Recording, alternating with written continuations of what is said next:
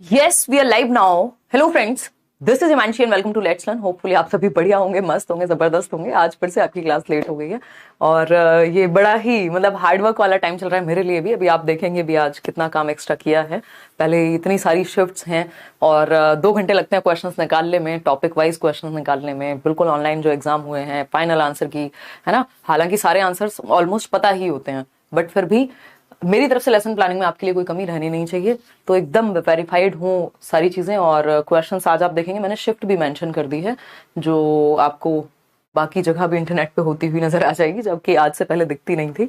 तो ये बड़ी मेहनत का काम लगा है यार मेरे लिए, तो है ना। कई घंटे लगे हैं ये पूरे सेशन की प्रिपरेशन में, फिर टाइप होते हैं क्वेश्चन, दुनिया भर की चीजें हो जाती हैं। खैर कोई बात नहीं, ये कोई दुख की बात नहीं है, ये मेरे लिए भी बहुत खुशी की बात है और आप लोगों के लिए भी होनी चाहिए। सब कुछ हाथ में ऐसे थाली में परोस के दिया जा रहा है आपको, टॉपिक वाइज क्वेश्चन, सारी चीजें। और उसके बाद भी अगर हम ना पढ़ें, हमें सिर्फ सेशन देखना, एक्सप्लेनेशन भी बताई जा रही है, सब कुछ किया जा रहा है, तो वो बड़े दुख की बात हो जाएगी। इतने के बाद पेपर आपका नहीं रुक सकता। सभी को गुड इवनिंग, नमस्कार, राम राम, सत श्री अकाल, अस्सलाम वालेकुम, what do you feel connected with. Poll में आप जवाब देते रहिएगा। बहुत सारे अच्छे क्वेश्चन हैं। 2 टॉपिक्स हम लेकर के चल रहे हैं। एक टॉपिक है आपका सोशलाइजेशन और दूसरा है जेंडर, यानी सामाजिकरण और लिंग।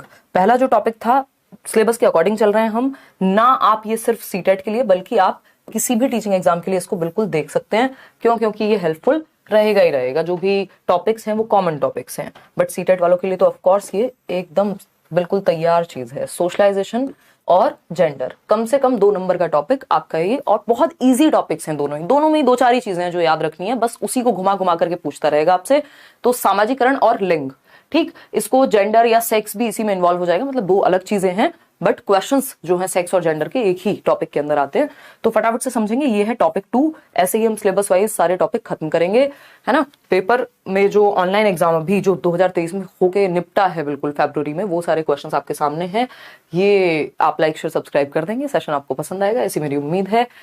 जो बिहार शिक्षक भर्ती परीक्षा का बैच है वो करियर विल ऐप पे लाइव हो चुका है, आप जाकर के एनरोल कर सकते हैं। और अगर सीटेट के बैच में भी आप एनरोल करना चाहते हैं खुद को, आपको लगता है कि अलग अलग टीचर्स से अलग अलग सब्जेक्ट पढ़ना है, तो करियर विल ऐप डाउनलोड करके वहां भी अभी आप एनरोल कर सकते हैं। अभी डिस्काउंटेड फी पे ही एडमिशंस आपके चल रहे हैं। आते हैं क्वेश्चंस पे। कुछ दोनों के टॉपिक मिला करके सारी शिफ्ट्स निकाल करके जो भी जरूरी क्वेश्चंस हैं, जो बहुत बार रिपीट हो रहे थे, उनको हटा दिया है, कुछ रिपीटेड को भी रखा है।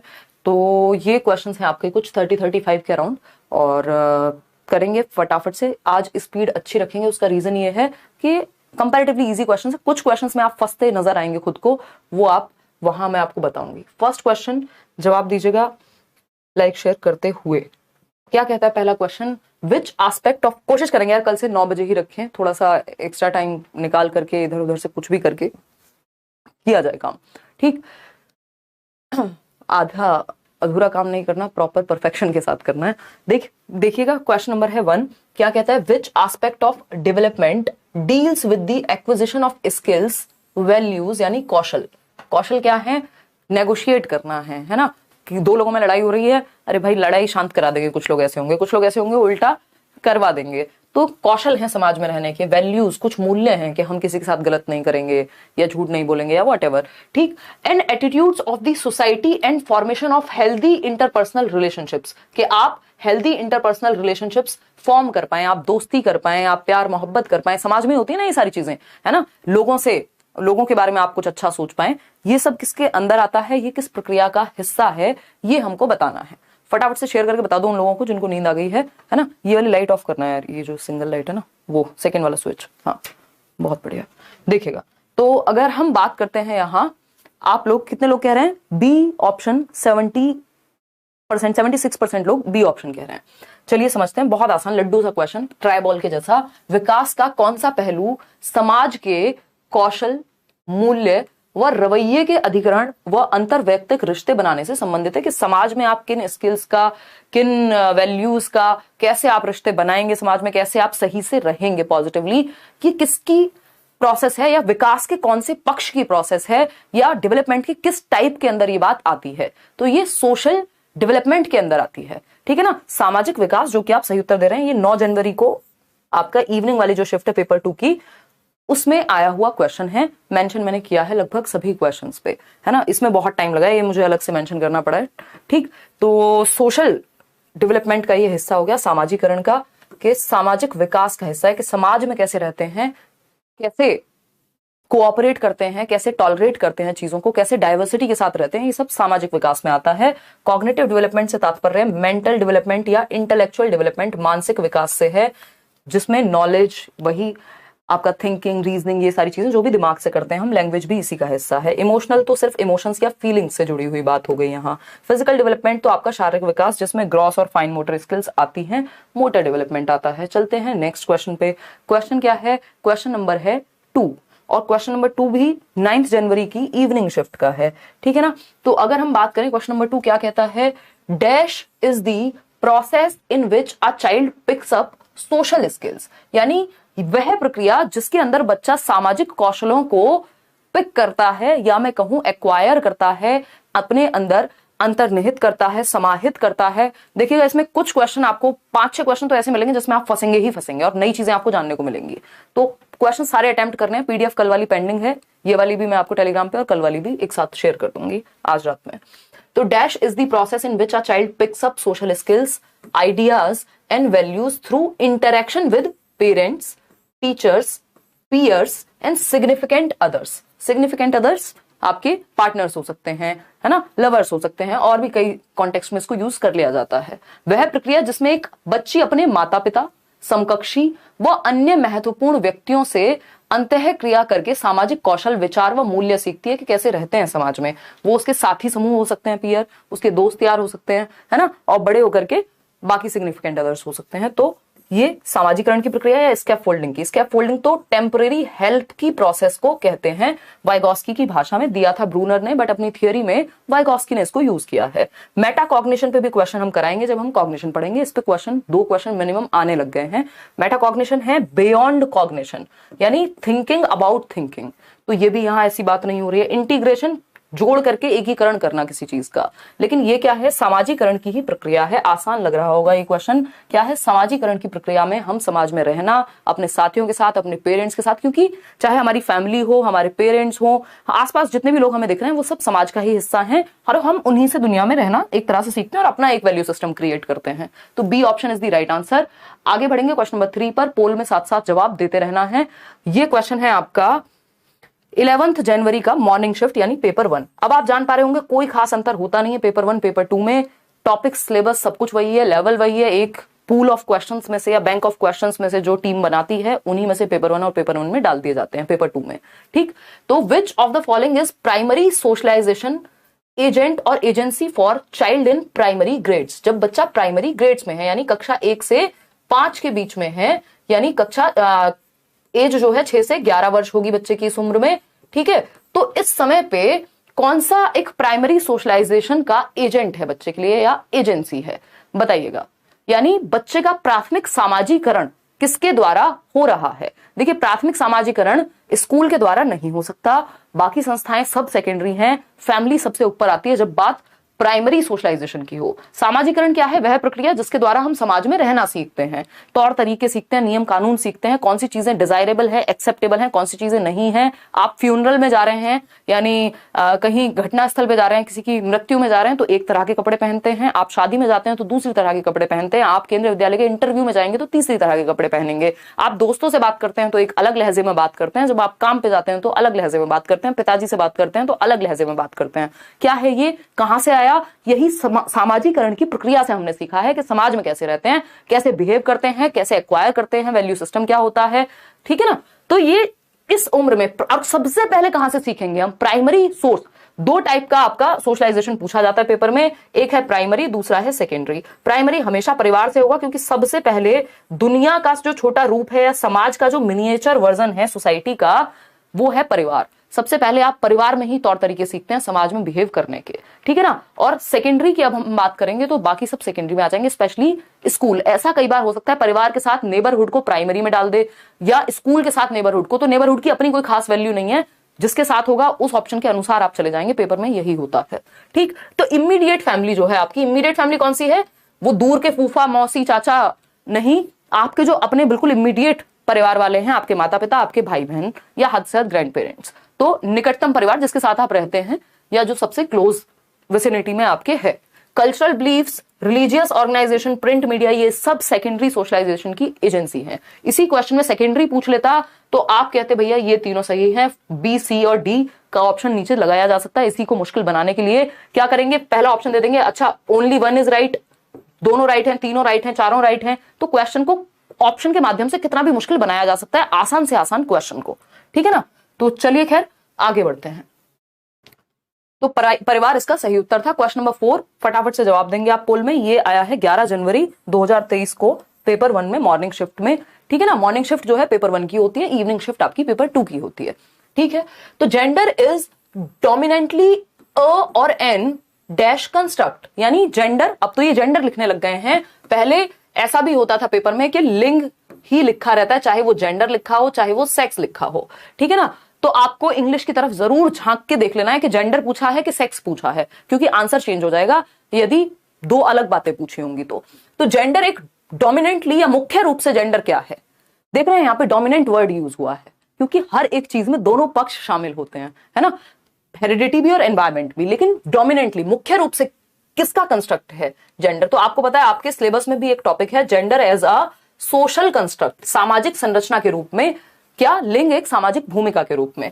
तो जेंडर क्या है, समाज बनाता है ना। जेंडर एक सोशल कंस्ट्रक्ट है, जब बात जेंडर की आएगी हम कहेंगे सोशल कंस्ट्रक्ट है, जब बात सेक्स की आएगी तो हम कहेंगे बायोलॉजिकल कंस्ट्रक्ट है। हिंदी में दोनों को लिंग लिख सकता है, लेकिन आपको इंग्लिश वाला सेक्शन, क्योंकि पेपर बाइलिंगुअल होता है, तो आपको चेक कर लेना है कि भैया जैविक, अगर जैविक संरचना की बात होगी या सेक्स की बात होगी तो वो जैविक है, हमारी बायोलॉजी अलग है मेल और फीमेल की, लेकिन हम काम क्या करेंगे ये समाज ने बना दिए रोल्स, जेंडर रोल्स, जिनको हम कह देते हैं कि भैया लड़कियां घर का काम करेंगी, लड़के बाहर का काम करेंगी, इसको स्टीरियोटाइपिंग कहते हैं। ये धीरे धीरे बदल रहा है, ठीक है। तो जेंडर क्या, या महिलाएं ये कपड़े पहनेंगी और पुरुष जो है वो ये कपड़े पहनेंगे, तो ये क्या है, जेंडर रोल्स हैं। तो जेंडर समाज के द्वारा बनाया गया एक एंटिटी है, एक कॉन्सेप्ट है। वही सेक्स जो है वो बायोलॉजी के द्वारा, यानी हमारी बायोलॉजिकल डिफरेंसेस हैं, ठीक है ना। महिलाएं जो है नेक्स्ट जनरेशन को जन्म देती हैं, ये क्या बायोलॉजिकल एस्पेक्ट हो गया एक, ठीक है ना। या हमारी बॉडीज डिफरेंट है बायोलॉजिकली, तो वो सेक्स है जो कॉन्सेप्ट है। जेंडर सामाजिक है। मेडिकल, आर्बिट्रेरी, ये फालतू टेढ़ी मेढ़ी बातें करनी नहीं है, क्योंकि ये सब इन दोनों में से किसी एक का हिस्सा होंगी। तो सही उत्तर यहां बी ऑप्शन है। पेपर में ये क्वेश्चन सबसे कॉमन क्वेश्चन है। एक क्वेश्चन आपको यही क्वेश्चन कई शिफ्ट में देखने को मिल जाएगा। अभी आगे एक क्वेश्चन आएगा जिसमें एक जगह पे फिल इन द ब्लैंक है, दूसरी जगह पे फिल इन द ब्लैंक है। कई लोग तो उसी में कंफ्यूज हो जाते हैं कि दो फिल इन द ब्लैंक दे दिया, हाय रे अब क्या होगा आंसर। तो वो प्रैक्टिस की कमी है, अदरवाइज मस्त तरीके से आप आंसर कर सकते हैं, क्योंकि आपका कॉन्सेप्ट क्लियर है। क्वेश्चन नंबर 5 पर चलिएगा। छोटे छोटे प्यारे प्यारे से क्वेश्चन हैं, ये 2 नंबर फ्री के हैं। अगर आप ये सिर्फ सेशन भी प्रैक्टिस कर लेते हैं क्वेश्चन देख करके जेंडर और सोशलाइजेशन का। 1 फरवरी को इवनिंग शिफ्ट में यानी पेपर 2 में एक क्वेश्चन पूछा जाता है। क्या है क्वेश्चन, सोशलाइजेशन ऑफ चिल्ड्रन, यानी बच्चों का सामाजिकरण। बच्चों का सामाजिकरण कैसे वर्क करता है, सामाजिकरण कैसे होता है। पहला ऑप्शन है a simple and linear process, एक बहुत ही सरल सी प्रक्रिया है और लीनियर प्रोसेस है, यानी सीधी रेखा में हो जाती है, रेखीय या रैखिक प्रक्रिया है, यानी एक रेखा में चलती है, 2 + 2 + 4, हर दिन उतना ही सामाजिकरण हुआ। एकदम आसान सी प्रक्रिया है। आसान तो कुछ होता ही नहीं है, अगर हम देखें तो डेवलपमेंट भी आसान नहीं है, कुछ भी आसान नहीं है ना। बैठ करके इंस्टाग्राम पे रील्स देखना आसान है, उसकी बात यहां नहीं हो रही है, ठीक। उनसे सीखना कुछ मुश्किल है अगेन, ठीक। तो a simple and linear process नहीं है सोशलाइजेशन, ठीक। पोल में आप जवाब दे रहे होंगे। An orderly and well laid out process, अब मुझे पता है फिक्स्ड और स्टैटिक तो हो नहीं सकती, क्योंकि ये भी लाइफ लॉन्ग चलने वाली प्रक्रिया है। एज डेवलपमेंट मतलब विकास की तरह, लर्निंग की तरह ये भी जीवन पर्यंत चलता है, सामाजिकरण भी। बस विकास की प्रक्रिया गर्भ से शुरू हो जाती है, सामाजिकरण की प्रक्रिया जन्म से शुरू होती है, उससे पहले नहीं होती। पेट के अंदर सामाजिकरण की प्रक्रिया का सच हमारे पास कोई एविडेंस नहीं है। अब इसमें बी और सी में ऑप्शंस में कंफ्यूज हैं आप में से कई लोग। 50% लोग सी उत्तर दे रहे हैं और 33% लोग बी उत्तर दे रहे हैं। चलिए मैंने मान लिया ये दोनों ए और डी को हमने हटा दिया, ठीक है ना। तो अब हम जब बात करेंगे तो ऑर्डरली और वेल लेड आउट प्रोसेस, इसमें आप फंस गए। ये डेवलपमेंट के बारे में तो सही है बात, लेकिन सोशलाइजेशन के बारे में उतनी सही नहीं है, क्योंकि इससे बेटर ऑप्शन हमारे पास है।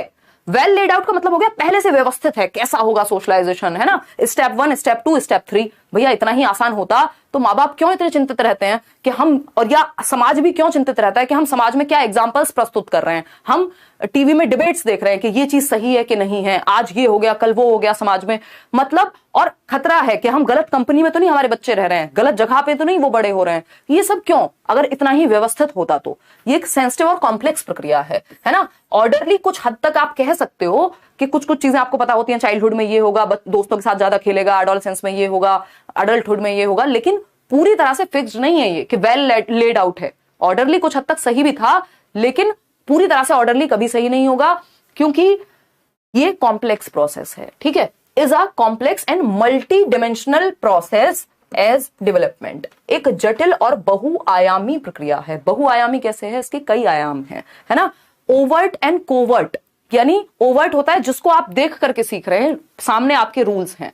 कोवर्ट होता है बहुत सारी चीजें आप मूवीज में देख लेते हैं और आपके अंदर वो समाहित हो जाते हैं, आपको खुद को पता नहीं होता कि आप कब कबीर सिंह देख के कबीर सिंह बन गए, है ना। तो ये क्या हुआ? कोवर्ट होती हैं कुछ चीजें, छिपी हुई होती हैं, इनडायरेक्टली आप सीख लेते हैं, कुछ चीजें आप डायरेक्टली सीखते हैं जिसको ओवर्ट कहते हैं। तो ये कई डायमेंशंस में होता है, प्लस कॉम्प्लेक्स है।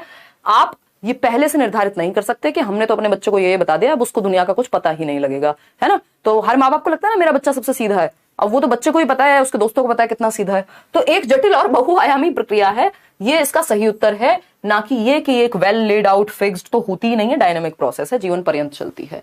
तो हमें कई बातें यहां जानने को मिली कि जो सोशलाइजेशन की प्रक्रिया है इन्फेंसी से शुरू हो जाती है, यानी जन्म से ही शुरू हो जाती है और जीवन पर्यंत चलेगी, और ये हमेशा चलती रहती है, क्योंकि समाज बदलता रहता है, भाषाएं बदलती रहती हैं, लोग बदलते रहते हैं, मूवीज बदलती रहती हैं, तो ये सब जो भी कल्चर है, मीडिया है, वो बदलता रहता है। तो सामाजिकरण की प्रक्रिया हमेशा चलती रहती है, रुकती नहीं है। क्वेश्चन नंबर 6 देखिएगा क्या पूछा है, समझते हैं। 1 फरवरी की सेकेंड शिफ्ट यानी पेपर 2 है ये। A teacher's remark to boys in a co education class, यानी एक टीचर रिमार्क करता है, एक टिप्पणी देता है बच्चे को, स्पेशली बॉयज को कहा है, लड़कों को कहा है, be a man and don't behave like girls. मतलब पुरुष बनो और लड़कियों की तरह व्यवहार मत करो, सॉफ्टली बात करना, है ना। या फिर मान लीजिए पिंक कलर है, उसको बहुत एसोसिएट कर दिया जाता है महिलाओं के साथ, कोई उस तरह के कपड़े पहन रहा है, या किसी को वो रंग पसंद है, किसी को गुड़िया के साथ खेलना पसंद हो सकता है, तो हम कहें यार ये क्या लड़कियों की तरह, है ना। या बच्चा कोई लड़का रोने लग जाए, तब भी टीचर इस तरह की अगर टिप्पणी देते हैं कि क्या लड़कियों की तरह रो रहे हो, बी अ मैन यार, है ना। बी अ मैन, क्या इंसान ही है ना, उसमें इमोशंस होंगे, लेकिन हमने ये स्टीरियोटिपिकल बिहेवियर्स लगा दिया है सोसाइटी में। सही उत्तर आप दे रहे हैं 90% लोग के एक टीचर है जो लड़कों को ये कहता है को एजुकेशन क्लास में। को एजुकेशन का मतलब क्या है? जहां पे लड़के और लड़कियां दोनों हैं, ऐसा नहीं सिर्फ लड़के ही हैं, होते तब भी ये स्टीरियोटिपिकल ही रहता अगर सिर्फ लड़के भी होते। Be a man and don't behave like girls, कि लड़कियों की तरह व्यवहार मत करो, पुरुष बनो, आदमी बनो, है ना। मर्द को दर्द नहीं होता वो वाला, तो वो सब क्या हो गई, दकियानूसी और स्टीरियोटिपिकल बातें हो गई। 1 नंबर तो जाएगा ही जाएगा। और प्रोग्रेसिव समाज की जो स्थापना है वो हम नहीं कर रहे हैं, वो आज से 50-100 साल पहले शायद एक्सेप्टेबल था, धीरे धीरे चीजें बदल रही हैं। ठीक, बदलेगा कौन? मैं और आप। क्यों? क्योंकि टीचर्स का बहुत बड़ा रोल है। ठीक, जेंडर इक्विटी, इक्विटी वाली बात नहीं है ये। इक्विटी होती तो यहां पे हम भेदभाव नहीं करते, इक्विटी में हम नीड्स को समझते हैं दोनों ही पक्षों की। ठीक, जेंडर स्टीरियोटाइपिंग है ये, लिंग रूढ़िबद्धता है कि जो चला आ रहा है उसके आधार पे आपने क्या लगा दी, लेबल कर दिया बच्चे को या किसी एक जेंडर को, है ना। वो मूवी देखी होगी आपने आर्टिकल 15, तो ये वैसा ही है, वो भी एक तरह की स्टीरियोटाइपिंग है कि हम कह रहे हैं ये वाली जाति इस समूह का व्यक्ति है, इसके हाथ का खाना नहीं खाएंगे, इसको यहां बैठने नहीं देंगे, ये नहीं करने देंगे, वो स्टीरियोटाइपिंग है। स्टीरियोटाइपिंग किसी भी रूप में हो सकती है। स्टीरियोटाइपिंग कैसे हो सकती है? स्टीरियोटाइपिंग आपकी जेंडर के रूप में भी हो सकती है, कोई और दकियानूसी चीजें, कोई प्रथाएं चली आ रही हैं, वो भी स्टीरियोटाइपिंग है। बेसिकली जो भी रूढ़िबद्धता चली आ रही है पहले से, जेंडर के पक्ष में बात हो रही है तो जेंडर स्टीरियोटाइपिंग हो गया, किसी और पक्ष में हो रही होगी तो वो उस तरह की स्टीरियोटाइपिंग हो जाएगी। तो जेंडर रोल फ्लेक्सिबिलिटी नहीं है। रोल फ्लेक्सिबिलिटी तब कहेंगे जब पिताजी खाना बना रहे होंगे और माताजी जो है वो ऑफिस से आ रहे हैं या वॉटेवर, कोई भी ऐसा काम जो ऑपोजिट है दोनों जेंडर्स के लिए माना जाता है। जेंडर इक्वालिटी की तो यहां कोई बात नहीं हुई। तो B option is the right answer, gender रूढ़िबद्धता है ये। आगे बढ़ेंगे क्वेश्चन नंबर 7 पर, और क्वेश्चन नंबर 7 क्या कहता है, पोल में फटाफट से आप जवाब देंगे। विच of the following is the primary agent? देखिए ये क्वेश्चन आना ही आना है, निश्चित है, ठीक है ना। किसी भी शिफ्ट में आए ये क्वेश्चन ऐसे हैं जो आपको, क्योंकि इतनी सारी शिफ्ट हैं, आपकी शिफ्ट कौन सी पड़ जाए, कौन सा क्वेश्चन आ जाए, किसी को नहीं पता। तो पूरा टॉपिक अच्छे से आपको आना चाहिए, ठीक है ना। और लाइक शेयर करने में आप लोग करते हैं कंजूसी, इतनी मेहनत करने के बावजूद, है ना। आपको नहीं पसंद कि टीचर हमसे मोटिवेट हो जाए, है ना। देखिए 17 जनवरी 2023 को आया, 17 जनवरी को मॉर्निंग शिफ्ट पेपर 1 का क्वेश्चन है। 14,298 लोग देख रहे हैं, 5,300 लोगों ने लाइक किया है। कहाँ हैं बाकी के ये 7-8 हजार लोग, क्या कर रहे हैं, है ना? लाइक करना होता है, नहीं तो नंबर नहीं आते हैं पेपर में, हम वो दे देते हैं श्राप टाइप की चीजें। मजाक कर रहे हो। देखो एक बार, which of the following is the primary agent of socialization, यानी सामाजिकरण का प्रमुख एजेंट कौन सा है? प्राइमरी और सेकेंडरी दो टाइप के एजेंट्स की हम बात करते हैं। हमें पता है प्राइमरी की जब भी बात होगी, अगर परिवार ऑप्शन में है तो वो बेस्ट ऑप्शन है। फैमिली, परिवार क्या है? प्राथमिक है, क्योंकि सबसे पहले शुरुआत वहीं से हो रही है। स्कूल भी आप बाद में जाते हैं, रिश्तेदारों से भी आप बाद में मिलते हैं, पड़ोसियों के पास भी आप बाद में जाना शुरू करते हैं। सबसे पहले आप अपने परिवार या अपने भाई बहनों के पास होते हैं। तो पेरेंट्स और सिबलिंग्स का बड़ा रोल है। पेरेंट्स वर्क प्लेस नहीं, माता पिता का कार्यस्थल तो आप पता नहीं कितनी बड़ी उम्र में देखेंगे, 3 साल में देखें, 4 साल में देखें, 6 साल में देखें, या कभी ना देखें, तो ये तो कोई बात नहीं हुई, ये प्राइमरी नहीं है, ये सेकेंडरी है ना? सिनेमा ये भी सेकेंडरी है, बुक्स ये भी सेकेंडरी है, ठीक है? परिवार प्राइमरी है, बाकी सारी चीजें सेकेंडरी हो जाएंगी। बाकी ये ऑप्शन पे भी डिपेंड करेगा। कई बार फैमिली के साथ नेबरहुड दिया होगा तो वो प्राइमरी में आएगा, स्कूल के साथ नेबरहुड है तो सेकेंडरी में आएगा। क्वेश्चन नंबर 8 देखिएगा, अराउंड व्हाट एज, बहुत प्यारा क्वेश्चन, इसमें कई लोग धड़ाम से गिरेंगे, है ना? प्रभु इसके पेट पे बाण मारिए, वो वाला सवाल है जिसमें आप लोग फंसेंगे, जिसमें आप लोग कंफ्यूज होंगे, जिसमें आप लोगों को लगेगा अरे ये क्या पूछ लिया, हमने तो रट्टे किसी और चीज के लगाए थे, है ना? तो फटाफट से बताइए कि जवाब क्या होगा, पोल में आंसर कीजिए। Around what age do children generally get an initial sense of gender roles, यानी सामाजिक भूमिकाओं के बारे में एक सेंस सबसे पहले किस उम्र में डेवलप होता है बच्चों में, है कि समाज में जेंडर की अलग अलग भूमिकाएं हैं, कि लड़कियां ये वाला गेम नहीं खेलती, है ना? लड़के ये वाले काम नहीं करते, लड़के जो हैं वो घर का काम नहीं करते, लड़कियां जो हैं बाहर का काम नहीं करती, उनको तो फाइनली शादी करनी होती है, and all and all and all. जो जेंडर रोल्स चल रहे हैं, स्टीरियोटिपिकल भी हो सकते हैं इनमें से कई रोल्स, तो वो सबसे पहले जो समझ है, इसका सेंस, इनिशियल सेंस किस उम्र में बच्चे को पता लगता है कि यार मैं तो लड़की हूं, मैं ये नहीं कर सकती, या मैं लड़का हूं, मैं ये नहीं कर सकता या कर सकता हूं, है ना?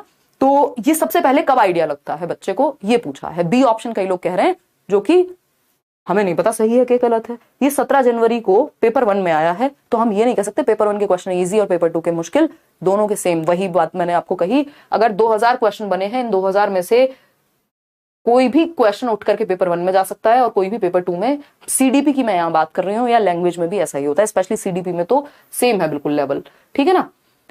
देखिएगा फटाफट से बताइए। आप लोग कह रहे हैं बी ऑप्शन, 42% लोग, 34% लोग ए ऑप्शन कह रहे हैं। समझते हैं, मतलब आपको पता है कि 14 साल में तो पहली बार सेंस नहीं ही बनाएगा, ये तो आपने एलिमिनेशन मेथड के थ्रू एलिमिनेट कर दिया, इसको साइड कर दिया, टाटा बाय बाय फिनिश, ये दोनों नहीं होंगे। अब आप कंफ्यूज हैं 4 साल की उम्र में कि 3 साल की उम्र में। मैंने डिस्कशन के माध्यम से, जब भी आपने प्रीवियस जेंडर की वीडियो सिर्फ यूट्यूब पे भी अगर देखी होगी, तो हमने ये डिस्कस किया है कि 3 साल की उम्र में एक चीज होती है जेंडर कॉन्स्टेंसी करके, यानी बच्चे को पता लगने लगता है कि भैया जेंडर जो है वो कांस्टेंट है। जैसे मैं अपने कपड़े बदल सकता हूं, वैसे मैं जेंडर चेंज नहीं कर सकता कि मेरा मन किया कल मैं मेल बन जाऊं और परसों फीमेल बन जाऊं, नहीं है पॉसिबल, कांस्टेंट चीज है जेंडर, ठीक है ना? तो उसी उम्र के जस्ट बाद हम ये कह सकते हैं कि इसका मतलब क्या हुआ, इनिशियल सेंस आने लग गया बच्चे को। 4 साल की उम्र में एक इनिशियल सेंस, ऐसा नहीं है पूरा सेंस आ गया, शुरुआती जो भाव है उसको समझ आने लग गया जेंडर का या लिंग का। तो ये 4 साल इज द राइट आंसर, ना कि 10 ईयर्स, है ना? यहां पे तो रोल्स भी वो कुछ हद तक समझने लग जाएगा, ठीक है ना? तो 4 years is the right answer over here. इसको आप ध्यान में रखेंगे कि सबसे पहले जो प्रारंभिक समझ शुरू होती है या आ जाती है, वो आती है किसमें, 4 वर्ष में। व्यक्ति सीखने लगता है, अच्छा मैं लड़की हूं तो मैं लड़की हूं बोल रही हूं, लड़का है कोई तो एक तरह की भाषा का इस्तेमाल करेगा, या मम्मी जो है एक सर्टेन टाइप की लैंग्वेज या कपड़े पहनती हैं, ये सब चीजें बेसिक समझ उसको पता लगने लगता है, इनिशियल सेंस आ जाता है इस उम्र में। क्वेश्चन नंबर 9 देखिएगा, क्या कहता है क्वेश्चन नंबर 9? क्वेश्चन नंबर 9 कहता है, ये 25 जनवरी को इवनिंग शिफ्ट यानी पेपर 2 का क्वेश्चन है।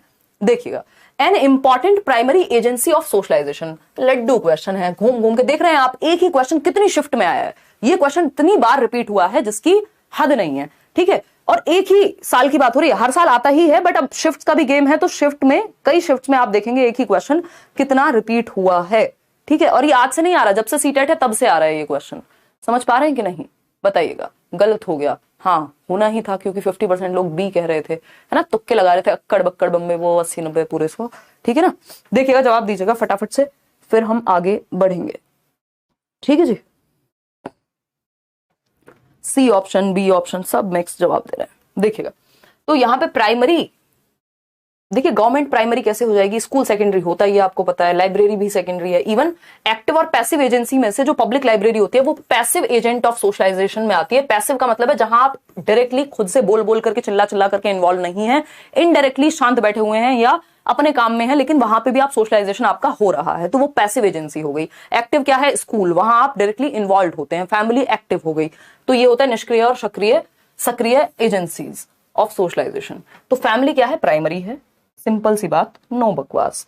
आगे बढ़ेंगे क्वेश्चन नंबर 10 पर। देख रहे हैं आज जल्दी कर रहे हैं हम क्वेश्चंस, क्योंकि इसमें चीजें लिमिटेड ही हैं समझने को, उसी से क्वेश्चंस बन जाते हैं।